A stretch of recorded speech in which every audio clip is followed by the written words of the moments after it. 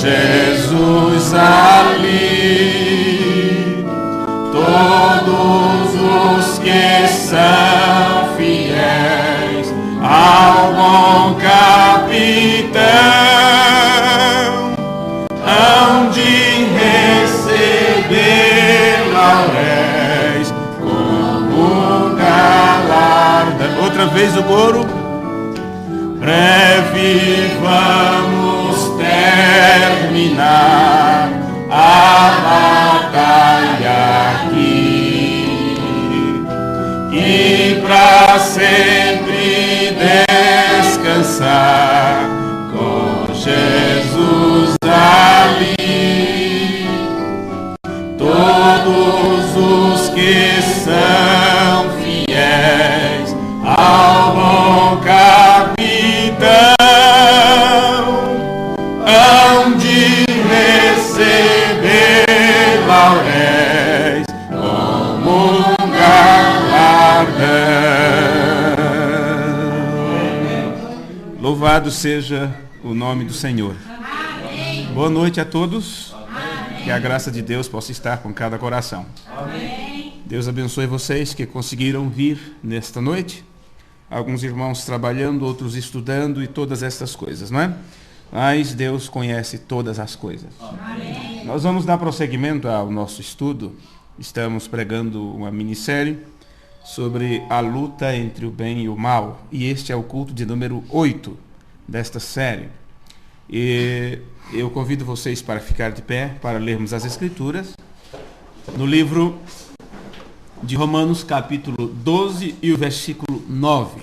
Nós vamos ler apenas um versículo. Agradeço a presença de cada um de vocês, principalmente da nossa irmã que está nos visitando, não é? Eu não lembro o nome dela, a irmã que nos visita. Irmã Francisca. Deus te abençoe, irmã Francisca. É um prazer conhecê-la, viu?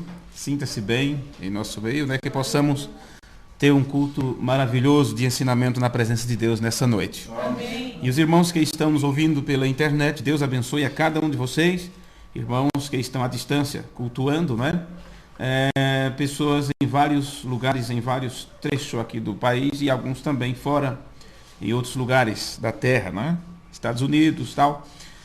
Saudações à irmã Lígia, irmão Décio, são de Salvador, mas estavam viajando para Rio Grande do Sul e estão em sintonia conosco também. Irmão Deneval e Jundiaí, irmã Marilene em Betim, a irmã Vilma está nos ouvindo de casa, está a 3 quarteirões daqui, mas disse que adoeceu e não pôde estar, não é? Mas seu pai e sua mãe estão aqui conosco, né? Deus abençoe a cada um de vocês. E todos os outros, irmão José Adão, irmão Pedro Neto, lá em Nevada, irmão Igor, lá em Butiá, a irmã Raabe, não sei se ela está ouvindo ou não. Bem, enfim, aceito o nosso abraço fraternal, no nome de nosso Senhor Jesus Cristo. Amém.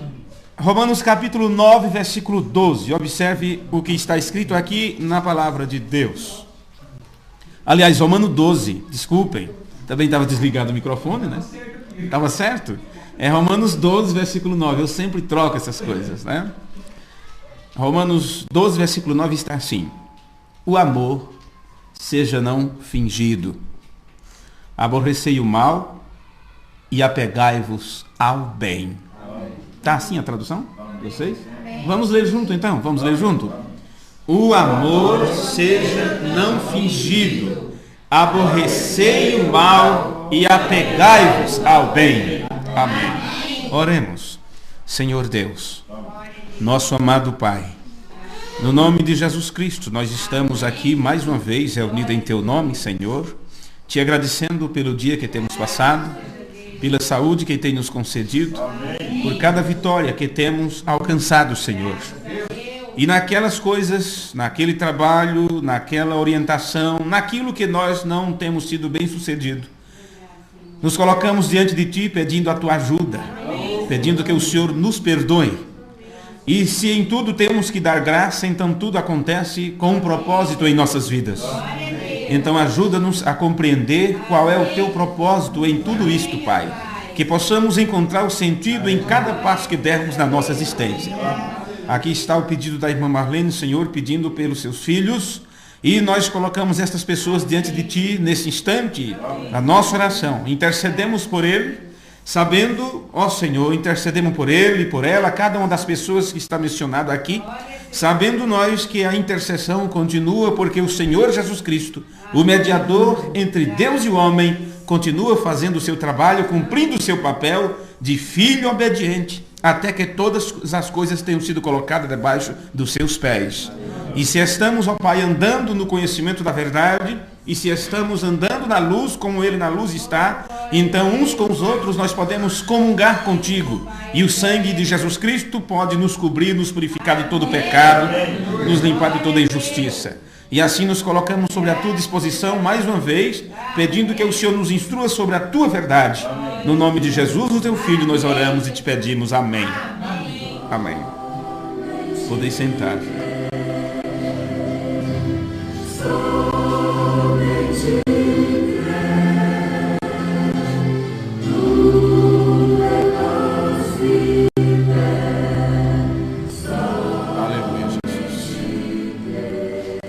Muito bem, sendo este o culto de número 8 da série A Luta entre o Bem e o Mal, nós vamos falar um pouquinho sobre a vida e a função do mal. Porque o mal, por ser tão ruim, ser tão mal, achamos que ele não tem uma função. No entanto, o mal tem uma função. Por isso está escrito nas Escrituras, todas as coisas contribuem para o bem daqueles que amam a Deus. Nós lemos apenas um versículo da Bíblia, e eu quero completar mais um pouquinho. No livro de Eclesiastes, no capítulo 13, aliás, capítulo 1, versículo 13, agora está certo, Eclesiastes, capítulo 1, versículo 13, este homem sábio que Deus usou tanto para dar conselho às pessoas, ele disse assim: apliquei o meu coração a esquadrinhar e a informar-me com sabedoria de tudo que sucede, quer dizer, tudo que acontece debaixo do céu. Pois bem, ele disse, esta enfadonha ocupação Deus deu aos filhos dos homens para nela os exercitar. Atentei para todas as obras que se fazem debaixo do sol, e eis que tudo era vaidade e aflição de espírito. Aquilo que é torto não se pode endireitar. Aquilo que falta não se pode calcular. Então, às vezes nós queremos somar coisas que está faltando e não tem como agregar aquilo que falta. A menos que você tenha aquilo. Uma vez que você recebe, então você acrescenta. Queremos trabalhar com uma fé que ainda não a obtivemos por completo. Queremos trabalhar com os degraus da pirâmide, fé, virtude, conhecimento, está naquele quadro. Queremos trabalhar com a paciência sem termos ainda adquirido paciência. Então, Salomão está nos dizendo que aquilo que se falta não se pode ser calculado e aquilo que é torto não se pode endireitar. Então, já que estamos tratando neste culto sobre o mal e a sua função na vida, algumas coisas que estão tortas, que você sabe que não está à direita, se você tentar consertar aquilo, você pode quebrar. Um pau torto, ele nasce torto, ele se cria, ele envelhece, você corta aquela madeira, ela continua torta, e ainda quando você põe fogo naquilo, a cinza ainda fica torta. Se você for tentar endireitar, você então pode quebrar aquilo. Estamos tratando do sentido natural para que você leve para o espiritual. Tem coisas que você não pode pôr a sua mãozinha para arrumar, porque você pôr sua mão é tentar ajudar a Deus, como se Deus não soubesse o que fazer com as coisas. E você lembra muito bem de usar, que quando uma coisa mal estava acontecendo, porque para começar eles estavam levando a arca de uma forma errada. Ao invés dela estar sendo levada nos lombos, ou aliás, nos lombos dos levitas, ela estava sendo carregada por juntas de boi. E você sabe que no momento que as rodas tropeçaram, o boi ou a vaca não conseguiu levar direito, Uzá disse, a arca do Senhor vai cair, eu vou ajudar. E quando ele estendeu a mão para que não acontecesse o mal, a arca da aliança caindo, quando ele tentou ajudar, ele foi fulminado por um raio. Não pode de forma nenhuma você pegar um jatobazeiro e fazer dele uma mangueira. Nem tampouco uma laranjeira você transformar numa pitombeira. Não, senhores. Ou uma macieira você transformar aquilo numa laranjeira. Cada um nasce com a natureza, cada um nasceu daquela forma, e as Escrituras dizem que cada um produza de acordo com a sua natureza, ou com a sua espécie. Então, quando você estiver atuando, trabalhando, interagindo, fazendo, negociando, claro que você vai fazer de acordo com a natureza que você tem. Se é uma natureza ainda pautada, dominada pelo mal, seus negócios serão maus, suas respostas serão más, seus conselhos não serão bons, porque você ainda está sendo dominado pela natureza do mal. Uma vez que você já nasce com essa natureza e vem ao mundo falando mentiras. Então, quando Jesus disse necessário vos é nascer de novo, então isso quer dizer que você adquire uma nova natureza, uma nova forma, uma nova maneira de interagir, de ajudar, de atuar. Porque às vezes as pessoas ajudam da forma errada, porque elas mesmas que estão ajudando, elas continuam no erro. Vê? Continuando aqui.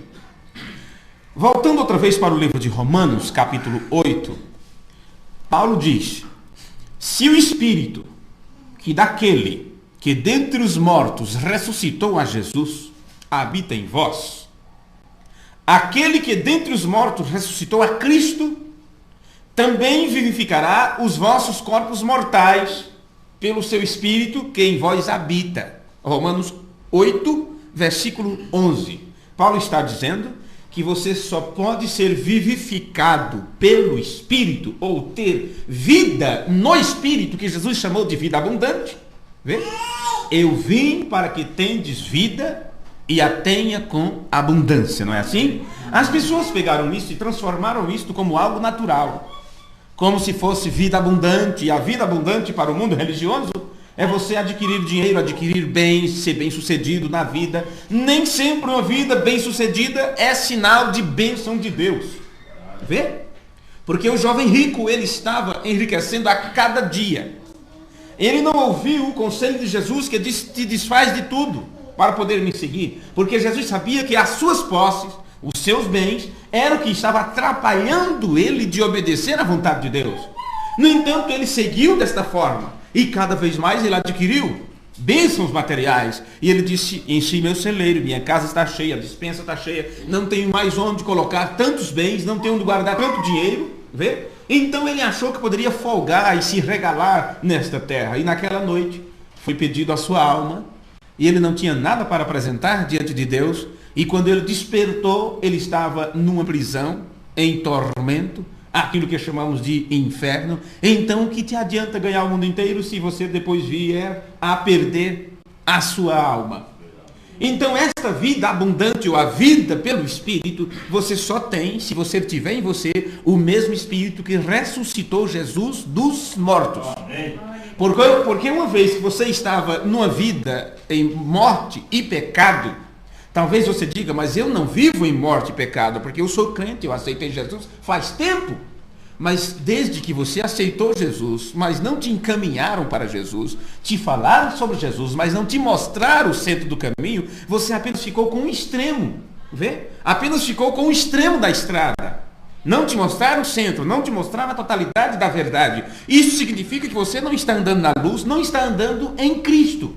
Vê? E estar em Cristo é estar 100% com aquilo que ele ensinou. Apenas uma parte que ele convém não é suficiente. E João disse: se andarmos na luz como ele na luz está. E a luz da palavra tem que ser toda a palavra, 100% a palavra.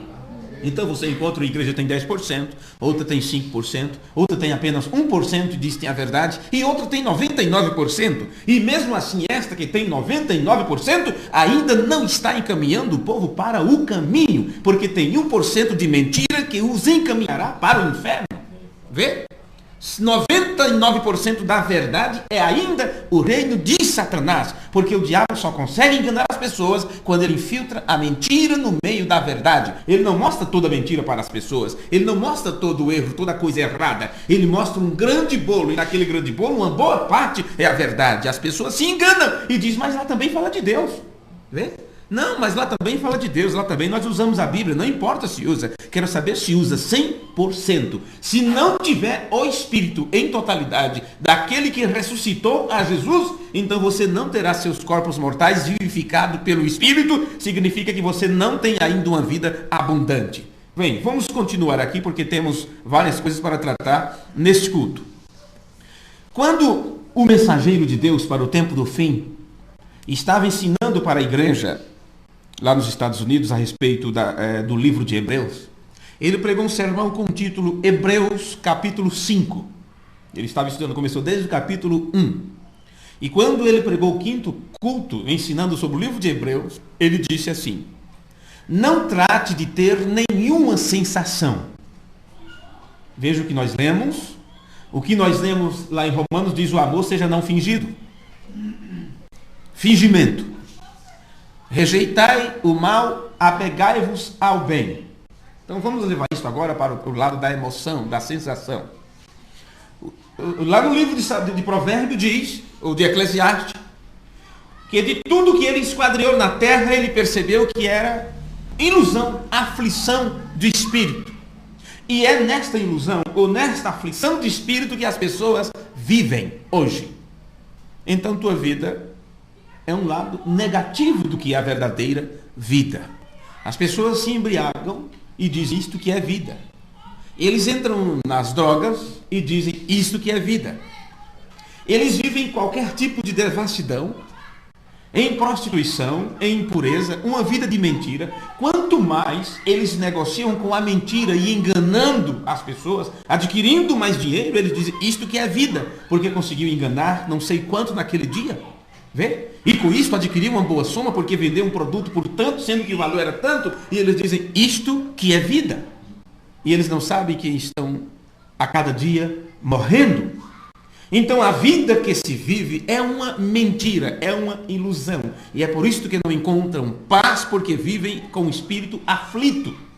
Nunca estão satisfeitos com aquilo que têm. Isto, quando leva para o lado pessoal, a beleza, a aparência, ou seja o que for, nunca se está satisfeito com aquilo que Deus deu. E por isso que no culto anterior, nós falamos sobre o ar que respiramos. Quanto vale o ar que você respira? Já agradecemos quantas vezes por este ar? E eu disse naquela reunião, você só poderia saber o que é o significado do ar, quanto vale para você este ar que você respira, e você não paga nada por isso? Quando de alguma forma te faltar este ar e você não conseguir mais respirá-lo, e você querer trocar tudo que você tem para respirar mais um pouquinho, e é ligado em você aparelhos ali, é ligado em você aparelho para que seja bombeado o ar, caso contrário, teu cérebro parará de funcionar, porque ele não receberá mais o oxigênio e vai parando tudo. Então, se você estivesse consciente numa situação desta, então você poderia dizer para alguém o valor que se tem o ar que se respira. Então saiba, tudo que passamos nesta vida é uma experiência. Estamos passando por um deserto de experiência. E de acordo com a vida que você vive, como você enfrenta essas experiências, com as decisões que você toma, no final isto será tomado e será mostrado a você se você foi aprovado ou não por Deus. Aqueles que souberam viver verdadeiramente nesta vida é que serão capazes de herdar a vida eterna, porque recebem esta vida eterna ainda enquanto estão nesta vida. E não quererão fazer nada em troca disto. Considerarão tudo aqui como o nada, apenas como local de aprendizagem para que você se torne uma pessoa obediente à vontade de Deus. Enquanto você estiver aqui nesta terra, teus sentidos estarão bem aflorados, bem despertos para todos os acontecimentos da terra. Então você saiba que através desse sentido Deus não trabalha. Deus não vai trabalhar com você através dos sentidos que faz com que você tenha contato com este mundo, que são a visão, a audição, paladar, olfato e tato. Tampouco com os sentidos do espírito, a imaginação, a razão, a consciência, memória e afeto. Deus trabalhará com você através de um único sentido, e este é a fé. Amém. Fé. E Paulo escreveu sobre fé, dizendo que a fé é uma substância, a fé é uma coisa real. Ele disse, é uma prova das coisas que não se veem. Então, enquanto os teus sentidos estão obtendo sensações aqui na terra, mas você sabe que isto é ilusório, passageiro, então você se voltará para dentro de si mesmo, para aquilo que Deus colocou no teu interior, aquela certeza que você não é deste mundo, que não está aqui para ficar. Isto é apenas uma passagem, e você pode dizer, como disse Jesus, eu vim de Deus e volto para Deus. Então agora eu posso ler as palavras do profeta de Deus para o tempo do fim. Não trate de ter nenhuma sensação, nada que tome o lugar do Espírito Santo. Então as pessoas se emocionam e acham que isso é o Espírito Santo. Elas começam a gritar, a dançar no Espírito como Miriam, e acham que isto é o suficiente, é tudo que pode obter do Espírito Santo. Outros por receber alguns dons, não importa se de línguas, não importa se de interpretação, não importa se o dom do conhecimento, não importa se o dom de orar pelos enfermos, não importa qual, mas elas recebem um dom e acham que isto é o suficiente. Sendo que o Espírito Santo dá para nós 9 dons. Você pode trabalhar com esses 9 dons e ainda não ter o Espírito Santo. Vê? Uma coisa é o presente, outra coisa é o doador do presente. A Bíblia diz, desde o livro de Salmos, falando sobre a subida do Senhor Jesus, ele subiu ao alto, levou cativo o cativeiro, que eram as almas que estavam, que tinham morrido no antigo pacto, e foi lá e abriu, você sabe, quando ele foi a pregar as almas em prisão e tudo mais, e libertou aquilo ali, e os salvos do Antigo Testamento subiram. Vê? Subindo ao alto, levou cativo o cativeiro e deu dons aos homens e até aos rebeldes. Então, não é porque uma pessoa tem um dom que ele é um salvo, que ele é um puro, que ele é de Deus. Porque esses dons são dados até aos rebeldes. Paulo falou a mesma coisa que está escrita no livro de Salmos. Paulo disse, creio que é na epístola aos Romanos, que os dons e as vocações de Deus são sem arrependimento. Vê? Então não precisa uma pessoa estar arrependida para ter em si os dons espirituais. Mas o Espírito Santo, Paulo disse, o Espírito Santo é dado àquele que obedece. Amém. Vê? Então o Espírito Santo é para aqueles que obedecem a palavra. Porque o Espírito e a palavra é um só. Você não pode separar o Espírito da palavra. Por isso Jesus disse, minhas palavras são Espírito e vida. Vê? Então aqui Paulo disse, olha, se o mesmo Espírito, que é o Espírito Santo, que ressuscitou, se ele estiver em você, então você também será vivificado. E aqui o mensageiro de Deus está dizendo, não trate de ter nenhuma sensação, nada que tome o lugar do Espírito Santo. Quando vem o novo nascimento, você é mudado. Você não tem que fazer nada para prová-lo. Eu não posso responder mal porque eu tenho que provar que eu tenho Espírito Santo. E misericórdia, eu não posso mentir porque eu tenho que provar que tenho Espírito Santo. Você não tem que provar nada. Automaticamente você não se alterará com as pessoas. Automaticamente você não dirá nenhuma mentira, porque aquela natureza foi mudada. Então você não está lutando para dizer que tem. Você simplesmente vive a vida da palavra. Vê? É uma coisa natural. É uma coisa natural, é tão natural como um patinho que, com poucas horas que saiu do ovinho, ele já sente o cheirinho da água mais próxima e já segue para lá. E você pergunta, quem ensinou ele a nadar? É tão natural que o bezerrinho, quando nasce, ele já procura o peitinho ali da sua mãezinha para se amamentar. Quem ensinou para ele está na sua natureza. Então, quando a tua natureza é mudada, você automaticamente trabalhará e atuará de acordo com a natureza que Deus te deu. Isto é a verdade, isto é as Escrituras. Então ele continua. Quando vem o novo nascimento, você é mudado. Você não tem que fazer nada para prová-lo. Sua vida o prova. À medida que você caminha, seu amor, paz, longanimidade, bondade, mansidão, paciência. Isto é o que você é. E todo mundo vê o reflexo de Jesus Cristo em você. Amém. Já pensou alguém olhar para você e dizer, olha, você não tem nada de crente? Bem, ela pode estar te criticando apenas para deixar irritada ou irritado. Mas procure saber por que ela disse isso. Você não tem nada de crente, você não parece ser crente. Então, de alguma forma, você se comportou de uma maneira que não corresponde a um crente. Não corresponde a um cristão. Vê? Senão, não teria um comentário disso. Assim como a natureza humana precisa ser mudada, a natureza em si precisa também passar por uma mudança. Da mesma forma que a natureza do homem, da forma que ele nasceu, ela tem que passar por um processo, senão ele não pode se apresentar diante de Deus. Do mesmo jeito, a natureza como um todo, ela precisa de uma mudança. Então, o homem e a própria natureza, ambos precisam ser mudados para poder serem usufruídos em sua plenitude.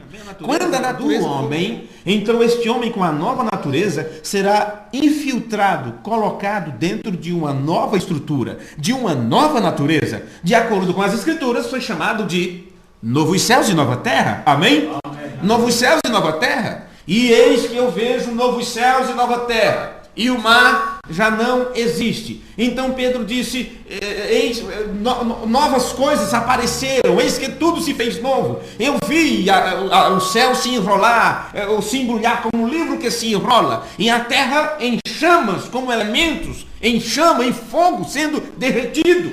Vê? Não significa que a terra vai ser destruída, mas ela passará por uma mudança. Amém? Amém? Da mesma forma que o homem também precisa passar por uma mudança. Então, quando os seres humanos, não digo todos, mas aqueles que ouvirem a voz de Deus, e serão mudados através desta voz. Por isso, a fé vem pelo ouvir, e ouvir a palavra de Deus. À medida que você vai ouvindo a palavra de Deus, e vai se enchendo da palavra, ao mesmo tempo você vai sendo mudado. Coloque algo dentro do copo e depois começa a encher de água. Aquilo vai ter que sair fora. Uma coisa tem que sair para a outra entrar. Não tem como misturar a natureza de Deus e a natureza do mundo. Vê? Não tem como colocar a verdade de Deus e a verdade que os homens inventaram. Algo vai sendo colocado e outra vai saindo. Então, à medida que a natureza pecaminosa vai saindo, a natureza de Deus vai assumindo lugar. Amém. E no final, quando o homem, os filhos de Deus, todos receberem a sua adoção de filhos, tiverem seus corpos transformados, eles terão que sair fora daqui.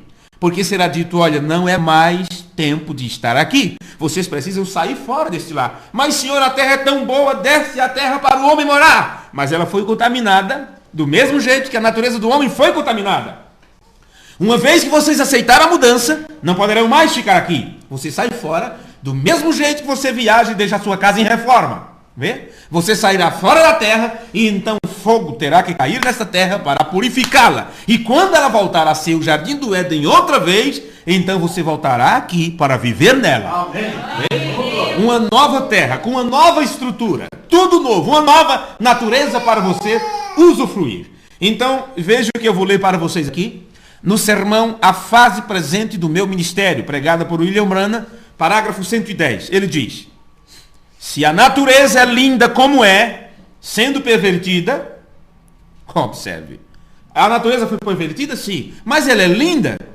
Puxa, quem não admira uma montanha verde, que ela neva por cima? Quem não admira o mar? Vê? Vá até a beira da praia e veja que coisa linda. Mas o que o diabo fez? Ele a perverteu. E você só encontra lá nudez, pecado, promiscuidade, todas essas coisas. No entanto, a natureza é bonita, mas a perversão que está nela, isso tem que ser tirado. Vê? Quem não admira os passarinhos voando, cachoeiras e rios e peixes nadando para lá e para cá? Tudo isso é bonito, mas no entanto está pervertida. E é isto que o irmão Bruno está dizendo aqui. Se a natureza é linda como é, sendo pervertida, o que será dela quando se converter de volta à vontade de Deus?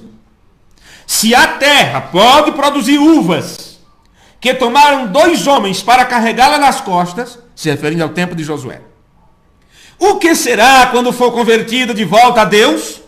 Sim, Cristo vem. O deserto florescerá como uma rosa. Será uma conversão. E os lugares secos brotarão águas. E a terra rejuvenescerá e dará flores. Este será o tempo quando os corações dos homens se converterão a um coração de um homem pio. Isto tem sido para que façam suas escolhas agora e viverão naquele lugar. Amém. Então você está aqui para fazer uma escolha. E quando você faz esta escolha, é porque você sabe a diferença entre o certo e o errado, entre a luz e as trevas, entre o bem e o mal. Aqui está uma das funções do mal, para que você possa perceber o bem e saber a diferença e o quão bom é o bem. Se não houvesse a doença, você não teria, que sentido teria para você a saúde? Você não daria nem importância à sua saúde, vê? Mas como você sabe, através do que você pode adquirir uma gripe, uma AIDS, ou seja, qual for o tipo de doença, da mais simples à mais horrível, você sabendo que existem esses males, então você fará tudo para não estragar a sua saúde. Você começa então a valorizar a sua saúde. E é por isso que existe também o mal, para que você possa valorizar o bem. Vamos continuar mais um pouquinho? Amém. Eu tenho tempo ainda. Agora que eu estou com... agora que eu estou com meia hora, né? Vocês me dão mais uns 15 minutos, por aí? Amém. Pois bem. No sermão A Obra-Prima, foi nos ensinado assim no parágrafo 215. Senhor, limpe nossas almas, nossos corações de todo o mal, todos os maus pensamentos, todas as comunicações do mal, todas as coisas que são erradas. Só Deus pode tirar isso de você. Por isso que eu disse antes sobre o pau torto que não é endireitado, de acordo com o que Salomão disse. O que é torto não se pode endireitar. Não adianta você tentar endireitar as coisas. Você tem que deixar Deus fazer isto. Você tem que dar lugar à palavra. Você tem que dar lugar ao Espírito Santo. Não é você tentando melhorar, é deixando Deus mudar a sua vida. Amém. A forma pela qual as pessoas não se livram dos males, dos seus problemas, de seus recalques, das suas dúvidas, é porque elas tentam fazer, elas tentam mudar, e não é tentativa do homem. O homem, tudo que ele tem que fazer é se submeter a Deus e deixar Deus mudar sua vida. Então, por isso, esta oração está sendo apresentada a você. Limpe nossas almas, nossos corações de todo o mal, todos os maus pensamentos, todas as comunicações do mal, todas as coisas que são erradas. Limpe-nos. E nós oramos, Pai, que Tu cures nossas enfermidades e nos deixes sair daqui sentindo que somos Teus filhos santificados. Uma das coisas que as pessoas não aprenderam até hoje é que, antes de pedirem pela cura dos seus corpos, elas precisam primeiro se acertar com Deus. Muitos querem ser curados e continuar do mesmo jeito. E você encontra movimento de cura, movimento de oração pelos enfermos, onde as pessoas não têm nenhum compromisso com a verdade, onde elas não querem servir a Deus, elas não amam a Deus. Vê? Porque se elas amassem a Deus, não estariam abraçadas com o mundo. Elas querem serem curadas para continuar a pecar mais. Elas querem serem aliviadas dos seus males para continuar numa vida de maior promiscuidade. Vê?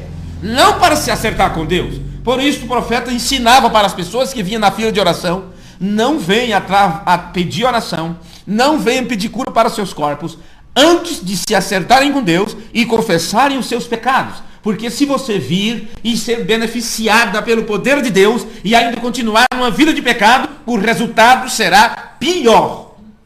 O seu final será pior do que antes de você receber o benefício da parte de Deus. Então aqui está, primeiro, ele nos ensinou nesta oração. Limpa-nos nossas almas, todo o nosso coração, dos maus pensamentos, das palavras erradas, comunicação do mal, todas as coisas que são erradas, limpa-nos.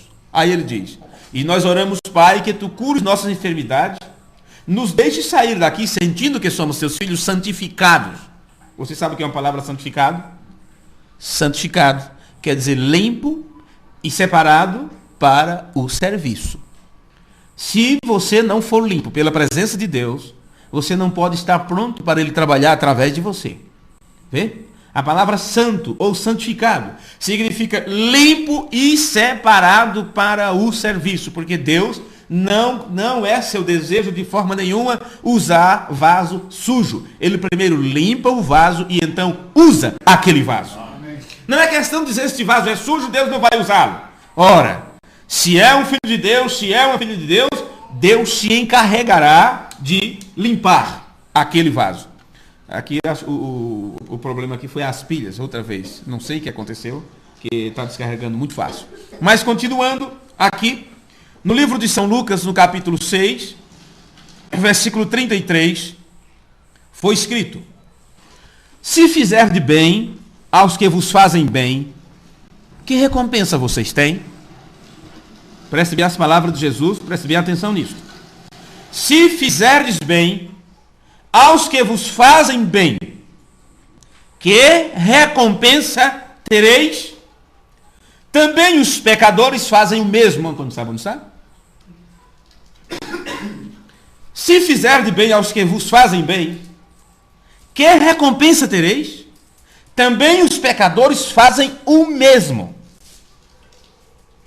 Então, você tem que ser diferente dos pecadores. Os pecadores fazem o bem esperando recompensa. Ou fazem bem para aqueles que foram bons com ele ou com ela. Ah, fulano me emprestou ali o tempero, não é? Fulano me emprestou o tempero, não custa nada devolver a vasilha com um pouquinho de alho também. Né? Trouxeram para mim um pouquinho de farinha, não custa nada, eu vou devolver o tapué. É assim o nome? Tapué? Acertei? Vou devolver o tapué agora com um pouquinho de feijão. O que é que você fez com isso? Eu quero ver você mandar o feijão para quem nunca te arrumou nada. Para quem passou na rua e torceu a cara para você. Ah, mas sorriso e bom dia e tal, só para quem fala contigo? Ou para quem te trata bem? Qualquer um faz isso. O desafio para o cristão é ser bom para com aqueles que são maus para com você. Vê? Por isso Jesus disse: amai vossos inimigos, orai por aqueles que vos maltratam e vos perseguem. Caso contrário, você não estará lutando do lado do bem. E a luta entre o bem e o mal é para mostrar a diferença entre quem serve a Deus e quem não serve, entre o certo e o errado, para fazer com que você melhore o seu desempenho, a sua relação com sua família, com o seu Pai Celestial, com Deus e seus filhos. Vê? Pois bem, então, já que eu disse que ia falar um pouquinho sobre a vida e a função do mal nesta vida, como muitas coisas, o funcionamento do mal se faz necessário no sistema de vida, no qual o ser humano se desenvolve. Desde que você nasce, você se desenvolve assim, numa vida... Eu penso que o problema é aqui também, mas não é. Vamos ver. Vamos ver aqui. Quando você nasce, você se desenvolve num sistema já errado. Você já nasce no terreno de Satanás. Você diz: misericórdia, eu era um bebê que não fazia nada de errado. Não é? Davi disse: eu vim ao mundo falando mentiras. Foi o que ele disse. Eis que em pecado, que em iniquidade eu fui formado, e em pecado me concebeu a minha mãe. Vê? Você veio ao mundo falando mentiras, mas eu não sabia falar. Não sabia? Mas quando você aprendeu a falar e começou a ser despertado para a vida, e você descobriu que tinha um castigo para uma lei que fosse quebrada, daí a pouco o primeiro copo que você quebrou e você disse que foi você apanhou por causa daquilo. Ou recebeu uma bronca, ou achou que deixou seus pais tristes. Então você aprende a se esconder aquele fato, então você se livra daquela bronca ou de ver seus pais tristes ou zangados com você. Então você começa dali por diante já a esconder os fatos, a mentir. As primeiras mentiras você é dentro da própria casa, porque já está dentro de você. Você mente primeiro é para os seus pais, primeiro já está mentindo para si próprio. Depois mente para a professora, mente para os coleguinhas, mente para todo mundo, e você daí por diante desenvolve-se uma vida. Isso é apenas um exemplo. É curioso estas coisas, meus irmãos. Mas sem o mal não se pode apreciar o bem. Não se pode apreciar o bem sem o mal. De modo que em um sistema de corrupção, bem, eu falei em corrupção, você já pode ter pensado no plenário, em Brasília, aquela coisa toda, e na política, e no mal que há, na máfia que há no meio do futebol, todas essas coisas. Presta atenção nisso aqui. Em um sistema de corrupção, o mal é a parte de complemento que permite que as coisas não perdurem.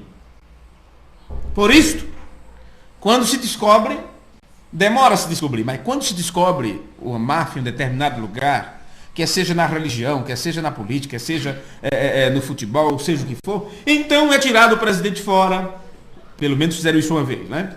Que temos ainda lembrança. Então é tirado o dono daquela agremiação, ou o chefe daquilo ali é tirado fora. O mal fez isto para que aquilo não perdurasse. Vê? E por que será que de 4 em 4 anos você tem que eleger novas pessoas para tratar das leis? Para que o mal que eles fazem durante seus mandatos não perdurem. Mas como o mal já está também na cabeça de cada um, eles são enganados por qualquer coisa que essas pessoas fazem. Então a tendência é eles esquecerem o mal que eles fizeram quando estavam no poder. E o que é que fazem? Elegem de novo. Elegem de novo. E assim sucessivamente. Por exemplo, vamos tomar outro exemplo aqui.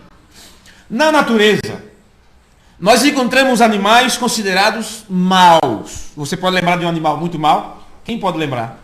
Você tem medo? Né? Não me venha com barata não, porque barata não faz mal a ninguém. Nunca vi alguém mordido por uma barata no hospital. Você já viu? A não ser que você coma. Pode ser que passe mal, não é? Mas pensa aí em um animal mau. Um guará. Quando a gente era pequeno, onde morávamos, andar à noite era um problema. Só lembrar do guará. Escorpião. Pois bem, encontramos animais considerados maus. Para alguns, o guará. Para outros, escorpião. Para a maioria das mulheres, barata, o rato, ou seja o que for. Não é? Mas tem outros animais que são considerados bons. Tem pessoas que amam gatinho. Outros dizem, eu não suporto vê-los. Não é? E se for preto, pior ainda. Mas cada um deles, cada um dos animais, permite uma ecologia de balanço, um ecossistema balanceado sobre a terra. Que coisa horrível os sapos, não é? E quando tira aquela linguana para fora para pegar os mosquitos, misericórdia, que coisa feia, sapo.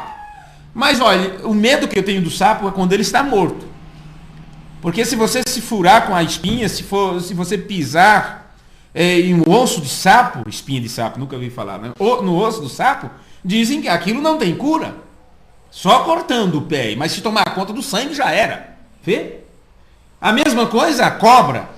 Se você tem medo da cobra viva, ela morta também, se você ser furado por uma espinha de cobra, não é fácil.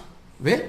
Mas todos esses animais têm o seu lado bom. A ruindade deles é para trazer um balanceamento, porque se não tivesse esses animais comedores de inseto, como a pequena víbora, aquela lagartixa esquisitinha branca que tem nas suas paredes dentro de casa, nas casas mais limpas, como acontece nas casas das melhores famílias, coisas ruins, então nas casas bem cuidadas sempre tem uma lá. E você puxa, um diz não mata, outro diz eu não quero vê-la, mas ela está ali para comer os insetos, os bichinhos. Vê? Se não fosse esse tipo de animal, quem aguentaria as moscas e os mosquitos e os percevejos e os ácaros, ou seja o que for. Assim, existem animais considerados sujos e outros animais que são considerados limpos, mostrando que há uma lei do contraste. E esta lei do contraste é o que brinda a cada um deles com uma função específica. Todos têm um propósito na existência. E é por isso que no livro dos Salmos você encontra aquilo todo que tem fôlego, louve ao Senhor. Não importa se é esse trinitado do grilo, que por mais que você queira esquecer dele, mas se você prestar atenção, tem alguns deles chirreando por aí. Não importa se é o barulho dos pássaros, se é o coachar do sapo, do mugido da vaca, não importa o que seja. Tudo que tem fôlego louva o Senhor. Vê? Vê? Quando você encontra tempo de chuva, na invernada, num charco, você encontra grito para todo lado, barulho de todo lado. Você mexe nas folhas, tudo se cala. Você atrapalhou a cantoria. Você atrapalhou aquela orquestra. Que estavam agradecendo ao Criador. Vocês acham que eles não sabem disso? Ou será que eles não percebem que estão aqui por um propósito?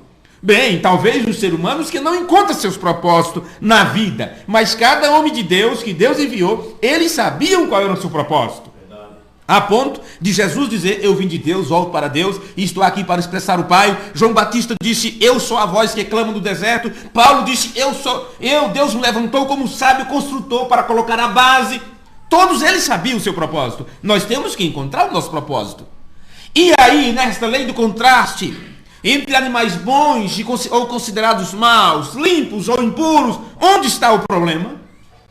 Pois bem, o problema é em que se um ou outro se multiplicar mais do que uma certa quantidade, então teríamos um grande problema na alimentação. E terminaria para ambos isto. Vê? Se uma parte se multiplicar mais do que a outra, então haveria um contrabalanço no ecossistema, na natureza, na terra, no espaço, seja o que for. Vê? Então, por isso que um caça outro, um devora o outro. Não precisaria disso se tivesse permanecido como no início, tudo perfeito. Mas uma vez que o pecado entrou, uma vez que o mal entrou, então os dois andam em balanço, em todos os sentidos que você possa imaginar, para que haja isto e a lei do contraste possa perdurar. Por isto, se precisa do mal para que funcione como um elemento de balanço. E cada pessoa define como mal aquilo que considera nocivo. E, de acordo com o seu ponto de vista, de tal forma que estaria sobrando o que se considera mal. Depende do seu ponto de vista, você diz, olha, 5% disso aqui, ou leva você a um estágio, a ponto de exigir de você algo que você não quer falar, ou não queira dizer, ou coisa assim. Começa então a acender a luzinha de emergência em você, você sabe que aquilo é errado. E se a pressão for tanta, a ponto de você sucumbir, você não ficará em paz. Enquanto você não voltar lá e dizer, olha, me desculpe, me perdoe, eu não queria dizer aquilo não foi certo que eu falei, vê? Porque você não tem essa natureza. Então, para o cristianismo, é mal mentir, porquanto a sua fé assinala a mentira como algo negativo para desenvolver sua vida. Uma vida digna do Evangelho. A fé diz, uma vida digna do Evangelho não pode se desenvolver em um mundo de mentira. Seja grande ou pequena, é mentira e ponto final. Não, mas é só uma besteirinha, é só dizer que você estava na minha casa. Não, mas eu não estava lá. Não importa se é grande ou pequena, mentira é mentira. Vê? Jesus chamou Satanás de o pai da mentira. Então aqueles que mentem, não acertam e insistem em continuar uma vida de mentira, está mostrando a natureza que está ali. E se você traz a natureza do seu pai, e a sua natureza é uma natureza de mentira, misericórdia. Isso mostra que o pai seu, eu falo assim, geral, eu não sei para quem estou falando, não é? Não estou falando só para vocês. Pessoas futuramente ouvirão isto. Por isso que eu trato você na primeira pessoa. Tá certo dizer assim? Não, como é que fala? Na segunda pessoa, né? Porque eu seria a primeira pessoa. Então se nós insistirmos em viver uma vida de mentira, então mostra que a nossa natureza é do pai da mentira. Isso significa que seríamos o quê? Filhos do diabo. Por isso que aqueles que estavam mentindo diante de Jesus, Jesus disse, vós tende por pai o diabo. Vê? Misericórdia. Continuando para encerrarmos isto aqui. Para a pessoa normal, a mentira é parte da sua vida. Ela não anda um dia sem mentir. Ela não vai no trabalho e volta sem soltar uma mentira. Vê? Então é normal, faz parte da sua vida. Porque a mentira lhe serve para justificar ações que a sociedade reprova. Ou aprova. Muitas das suas ações a sociedade aprova. Então ela mente. Ela mente. Então para um vendedor, explicando melhor, para um vendedor, seja de bugiganga, seja de carro, seja de casa, corretor, o que for, para um vendedor, em qualquer especialidade, a mentira é parte de suas ferramentas. A tal ponto que ele não tem coragem de dizer para você, senhora, para você, madame, que aquele sapato não ficou bonito no seu pé. Aí dele, se ele dizer isso, perdeu a cliente. Então a pessoa se sente bem dizendo que ficou bonito, e ele sabe disso. Porque tem o orgulho feminino, tem a parte do elogio que mexe com a natureza feminina. Então ele diz, puxa, mas ficou bonito em você. ficou bonito o seu pé. Simplesmente ele quer deixar uma cliente satisfeita, ele quer vender, ele tem a sua comissão, ele quer subir no status da loja onde ele trabalha, e assim sucessivamente. Para o vendedor de automóvel, ele não vai dizer para você o que está errado naquilo. Ele procurará mostrar para você toda a beleza, a pintura que é bonita. Olha, a parte está ali, estragada ali, mas ele não vai te levar ali. Ele vai te mostrar os farol, pisca-alerta, seja o que for, mostrar tudo, todo o lado bom. O mal ele vai esconder. Não foi assim que caiu o ministro da Economia um tempo atrás? Quando ele simplesmente, acho que depois ou antes de uma entrevista, o microfone já ligado aqui, ele pensando que estava desligado, e conversando sobre a situação do país que estava lá embaixo. E enquanto mostravam boas coisas para as pessoas, aquele ministro disse assim: você sabe, o que é bom, a gente fala para o povo. O que é ruim, o que está acontecendo de ruim, a gente esconde. No entanto, ele não sabia que aquilo estava sendo transmitido pela parabólica, não é? E o resultado disto, por isso você vê em cada casa por aí afora, às vezes a casa nem pode com a parabólica, mas está lá. Porque aquilo popularizou a parabólica, não é? E tudo mais. Mas ele disse que o que era bom falava, o que era ruim escondia. Faz parte da sua ferramenta. Eu falei de vendedores, mas isso também na política. E também no mundo religioso, entre os pregadores. Eu gosto quando chega nessa parte. Você acha que um pregador do evangelho, se ele pregasse a verdade para as pessoas, teria ali a igreja cheia, lotada para lá e para cá? Não, senhores. A tendência quando se fala a verdade é diminuir o povo. É verdade. Porque é poucos que estão atrás da verdade. Veja Jesus. Jesus desde o início falou a verdade. Mas como ele começou o seu ministério, não foi pregando, ensinando, corrigindo as pessoas. Foi atraindo elas para receberem cura. Multiplicando pães, água e vinho. A quem não gosta? Os beberrões daquele aí de beber de graça. Não tinha festas, casamento dali por diante que eles disseram, será que ele vai? Será que o benzedor de água vai? Porque agora é água benta para todo lado, não é? Isso popularizou agora água benta para lá, sal grosso para cá e tudo mais. Mas, quando Jesus, então, deixou um pouco de lado o seu ministério de milagres, de sinais, e começou a pregar a palavra, a entregar o recado, você vê, um discípulo saiu por um lugar, outro disse, isso é muito duro de ouvir. Vê? Isso é muito duro de ouvir. Então, quando você vê essas gritarias do povo, essa correria do povo, essas marchas para Jesus, para lá e para cá, que dá até vergonha, vê?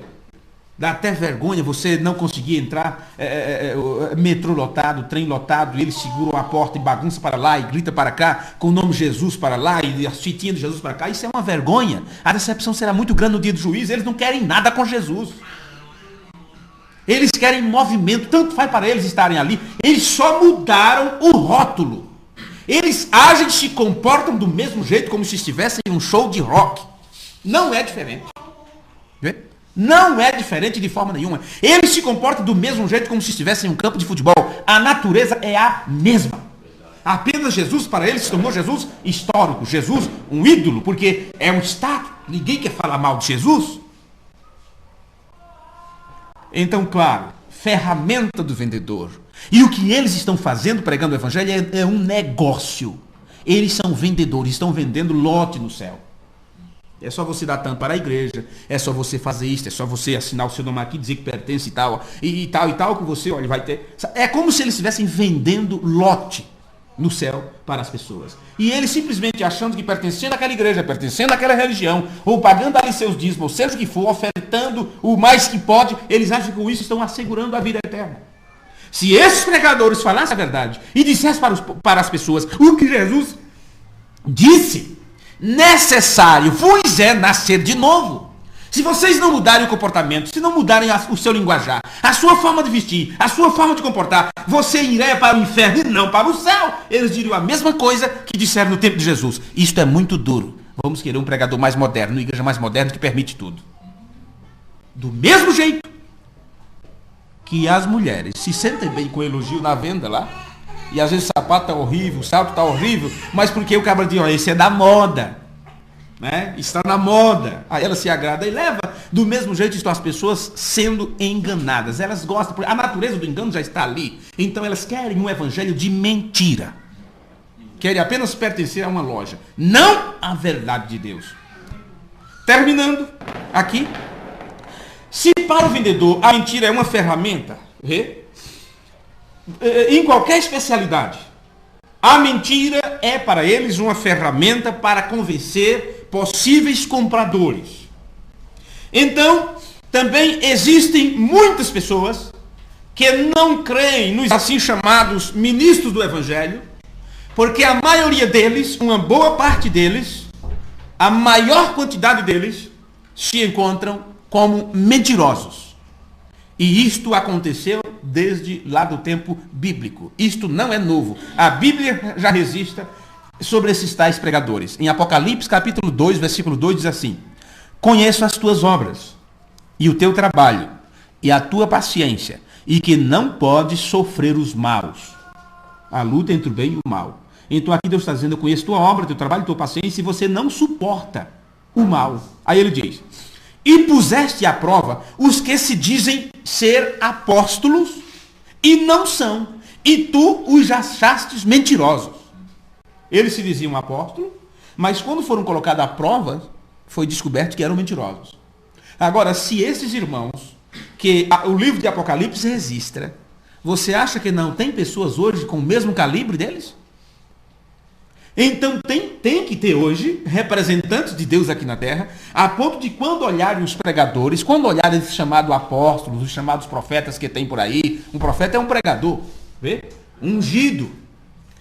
Os chamados missionários, os chamados bispos, os chamados isto, pastores, evangelistas, seja o que for, será que não tem pessoas com o calibre daquele povo lá da Bíblia para colocar esses homens à prova e ver se eles são verdadeiros ou não? Porque veja o que diz no Apocalipse: conheça as tuas obras, e o teu trabalho, e a tua paciência, e que vocês não suportam os maus. Então puseste à prova os que se dizem ser apóstolos e não são, e tu os achaste mentirosos. Então, para poder você saber se a pessoa é mentirosa ou não, você tem que ter a verdade. Vê? E a verdade é a palavra, então você tem que ter a palavra em você. Então, quer fazer uma prova? Coloque cada um desses pregadores à prova da palavra. Como é que a Bíblia diz sobre o batismo? Os apóstolos batizavam em nome do Senhor Jesus Cristo. Como é que os apóstolos de hoje batizam? Eles não conseguem usar o nome de Jesus no batismo, porque eles não fazem parte da família de Deus. O nome do Pai é Jesus. Ele colocou este nome em seu Filho. E o Filho recebeu o nome do Pai e disse: Pai, eu estou na terra para manifestar teu nome. Ele disse para as pessoas: eu vim em nome de meu Pai. E esse nome é Jesus. Então foi dito: tudo tem que ser pedido neste nome. Tudo que fizer por palavras ou por obras é neste nome. Amém. Vê? Então Jesus disse: quando você batizar, batize assim, usando o nome do Pai, do Filho e do Espírito Santo. O que Jesus quis dizer com isso? Vê? Jesus é o nome do Pai. Este nome foi colocado no Filho, e o Pai, que é o Espírito Santo, é enviado também neste nome. É? Por isso os apóstolos batizaram em nome do Senhor Jesus Cristo. Eis aí o nome do Pai, Filho e Espírito Santo. Então, quando você coloca esta prova para os pregadores: não, minha igreja não batiza assim. Então você não é um verdadeiro pregador. Então, outra vez você estará colocando eles à prova. A mesma coisa sobre a ceia. Ceia sem lava-pés. O modelo bíblico é com lava-pés. Não, na minha igreja não faz isso não. Não tem esse negócio não. Então estou te colocando à prova. As mulheres é quem mais prega o evangelho hoje. Coloque à prova das escrituras. Veja se são verdadeiros apóstolos ou não. Porque Paulo disse: se alguém cuide ser profeta ou espiritual, então reconheça que o que eu vos ensino é mandamento do Senhor. E o que é que Paulo escreveu sobre isso? Ele disse: a mulher não pode ensinar, esteja as mulheres caladas, não é permitido que ela ensine, e tal, e sejam sujeitas, e tudo mais.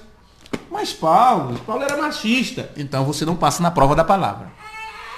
As mulheres estão mais pregando do que os homens, não importa, os homens perderam o espinhaço, mas o modelo de Deus é para o homem pregar o evangelho. Mas por que a mulher não pode? Paulo disse por quê. Não é questão de machismo, não. Paulo disse: porque o homem não foi enganado. Mas a mulher, ao ser enganada, ela caiu em transgressão. Ela é mais fácil de ser enganada. Vê? Por isso o diabo não perturbou Adão, ele perturbou Eva. Ela perdeu o direito de ser a portadora da palavra. Vê? De levar a palavra adiante. Por isso que Jesus não levantou nenhuma apóstola. Vê? Não enviou, não levantou nenhuma pastora, nenhum evangelista, nenhuma bispa. Está esquisito esses nomes, né? É o modelo bíblico, então você tem que colocar a prova, mas você só pode colocar a prova se você tiver a resposta da prova. Vê? Poderíamos entrar em vários detalhes, aí você ia ficar boquiaberto. Meu Deus, eu olhava que o mundo estava sendo ganhado para Jesus. Não, senhores, é um engano do inimigo. Vamos nos colocar de pé? Amém. Isto que acabamos de ler, sobre puseste à prova o que dizem esses apóstolos não são e tu os achaste mentirosos. Isto que acabamos de ler nos mostra que os falsos ministros pregam uma verdade pela metade. E a razão é que a maldade e a corrupção se encontram nos terrenos que o homem domina. Onde o homem dominar, onde o homem tiver domínio, a maldade e a corrupção está ali. Isso sem exceção. Vê? Portanto, o mal funciona como um detonador que, em um dado momento, é utilizado para tratar de desvirtuar a existência do bem. Em todos os setores humanos, o mal está lá, escondido. E no momento certo, ele é acionado para tentar desvirtuar o que é bom. Se não fosse desse modo, nunca teriam crucificado a Jesus Cristo. E o caminho da salvação do crente nunca se haveria manifestado. Na atualidade, no tempo que você vive, tem tomado auge o descrédito das pessoas para a pessoa de Jesus Cristo. Por elementos que tomam qualquer coisa que pensam que tem valor para provar que a vida de Jesus Cristo foi comum como a de qualquer outra pessoa. Atualmente, os livros que estão no auge são os livros que tratam de Jesus como homem normal, como homem comum, como homem que casou, como homem que teve filho, como homem que ainda tem descendência por algum lugar, por aí, como homem que conviveu com Maria Madalena e todas estas coisas. São essas aberrações que saem de mentes doentias e sem Deus, que está fazendo a cabeça das pessoas. São livros que tratam de bruxaria, são livros que colocam bruxos como bruxos bons, bruxas boas, como se existisse feiticeiro bom e feiticeiro mau. E é com isto que as crianças estão sendo alimentadas, através da escrita, através da música, na escola. O que o governo, ao invés de melhorarem o ensino e pagar bem os professores e orientar bem os professores, está elevando o rap, é rap que chama? É a dança de rua. Esses dias chegou um rapaz aqui, que eu faço parte lá da dança de rua, não sei o que, da escola, e como você e suas filhas estudam lá, eu quero saber. Eu digo, cai fora, sai da minha frente, sai daqui. Não, senhor, é uma matéria que o governo mandou para a escola. Eu digo, eu não quero saber disso. Depois manda a diretora falar comigo, sai da minha frente de casa. O camarada baixou a cabeça e caiu fora. Deve ter me chamado de maior doido, né? Maior doido. Vê? Mas tudo que acontece hoje é para desvirtuar a verdade, é para desfazer da pessoa ou da divindade de nosso Senhor Jesus Cristo. Mas a Escritura já dizia isto. No livro de Lucas, capítulo 18, versículo 8, está escrito: quando, porém, vier o Filho do Homem, vai achar fé na terra? Vê? E quando chegou o tempo da manifestação do Filho do Homem, quando Deus visitou seu povo e usou o profeta, você encontra a situação que está a terra. Bem poucos estão ainda empenhados em segurar a espada do Espírito, em vestir toda a armadura de Deus, em pôr o capacete da salvação, a espada do Espírito, o escudo da fé, a preparação em seus pés, calçado com a preparação do Evangelho da Paz, e lutar pela fé que uma vez foi dada aos santos. Poucos que estão no lado da fileira do bem, lutando contra o mal, mas no final o bem prevalecerá. Amém. Porque as Escrituras dizem que as portas do inferno não podem prevalecer contra a igreja de nosso Senhor Jesus Cristo. Amém. Mesmo que o mal parece que tomou conta de tudo, saiba de uma coisa: por cima de tudo isto, nós somos mais do que vencedores. Amém. Senhor nosso Deus, nosso amado Pai Celestial, te agradecemos, Pai, pela oportunidade que nos deste de mais uma vez lermos a Bíblia juntos. e falarmos sobre as coisas que trata da tua palavra e da tua verdade, Senhor. Ajuda cada um de nós e que possamos, através da fé que temos nesta palavra, sermos abençoados pelo Senhor.